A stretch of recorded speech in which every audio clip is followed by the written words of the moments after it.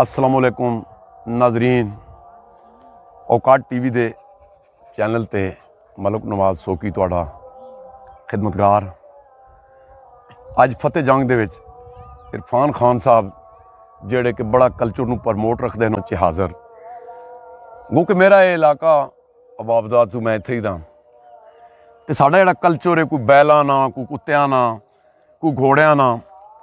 ते अज असां दे नाल जनाब साडी खुशकिस्मती इरफान खान साहब बड़े एक जरूरी अपने शिकार नूं जा रहे सन, लेकिन इन्हां दी मुहब्बत है कि सानू टाइम दे दिता है।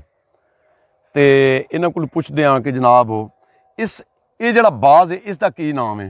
इसका नाम है जी गोशक। गोशक, ऑस्ट्रेलियन गोशक। अच्छा ठीक है जी। अच्छा, ये कई किस्म हैं खान साहब? इन्हां 180 किस्म है। अच्छा हाँ जी, ये बहुत छोटे बीन ते बहुत बड़े साइज ने बीन। अच्छा, मैं कई बजुर्गों को सुने बादशाह ते जुर्रा ते कट्टा, शिकरा, बादशाह, जुरा, कट्टा, बैरी, चरग, इन बहुत सारी ने किस्मान, बेपनाह ने किस्मान। अच्छा, लेकिन ये अपने अपने मुख्तलिफ इलाके च मतलब हर इलाके ने जड़ा पहाड़ी इलाके ना मैदानी इलाका ये जड़ा बाज है ना जी गोशक जिस आखा है ये पहाड़ी इलाके ने परिंदा। अच्छा, ये जड़े अरबी लोग जड़े बैरी चरग रखते ना जी जी, ये साडे इलाके च कामयाब नहीं। अच्छा, ठीक है। ये गोशक ऐसा बाज आखा है ना, ठीक है जी, उर्दू जुबान इस ना पहाड़ी इलाके च जेड़ी इसनी फुर्ती चुस्ती जिस आखा है ना जी जी, पहाड़ा च इंतहाई फेवरेट है और इंतहाई कामयाब रहंदा। गुड। अच्छा, ये तुसां सानू अज एक नवीं इस चीज़ मतलब सानू इजाफा हो गया क्योंकि असीं तो बाज ही समझदे हां जी, बिल्कुल बाज, लेकिन नाजरीन इहदे च कई किस्मां नो। अच्छा, फिर उहदे विच इह वे कि जनाब तुसां पॉइंटर रखे हुए, मैं पॉइंटर तां कहसां कि जेड़े है उतले लेवल दे लोग जड़े ना ओनू पॉइंटर कहने क्योंकि असी इसनू खंदा भी कहने हैं। इंग्लिश च ऐसा पॉइंटर रखा, पॉइंटर आखिया जांदा अपनी देसी ज़बान च ऐसा खंदा। अच्छा, ये दसो कि इसनू जदों तुसी तरबियत देंदे हो, ठीक हो गया, क्योंकि मैं देखा कि जाके अपने शिकार ते वो खड़ा होके ते फिर पीछे अपनी दुम नू इशारा करदा है, इंडिकेट कर देंदा जी, बिल्कुल। फिर तुसी अगे जाल सुट लेने हो या जो भी करदे हो, बिल्कुल।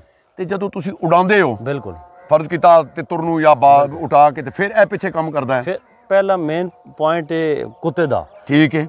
कुत्ता तितर ऐसा जानवर परिंदा ने जी, ऐसा तुहाडे पैर च भी होवे ते तुसा महसूस नहीं होने देना पे इत्थे पिया वा, लेकिन अल्लाह पाक इसके अंदर पॉइंटर के अंदर इतनी सलाहियत पैदा की, स्मेल, ठीक है, इसकी इतनी स्मेल होनी ना, ई तितरा कवरेज कर लेना, ठीक है जी। जिस जगह दे तितर नस के भी जा इथों मतलब तितर भाग के ना तकरीबन किलोमीटर 2 किलोमीटर गज 10 गज चला गया, ये उसकी स्मेल ते इसने पीछा कर सी। गुड। फिर अगे जिस लोग तक्सी पे मंडी और सेफ्टी ने जगह नहीं है, मैं थोड़ किसी जगह चल नहीं सकना, उथे छुप जा, झाड़ी दे विच छुप जांदा है। एक कुत्ते ने काम उथे पॉइंट कर लेना ओदी, मैं देखया नजर रख के ते फिर उथे पीछे बाकायदा इन करदा, फिर तुसा ना दे लेके उड़ा के मारो, बिल्कुल, या जाल दे नाल ला लो, बिल्कुल जाल दे नाल ला लो या पॉइंटर बाद छोड़ देने।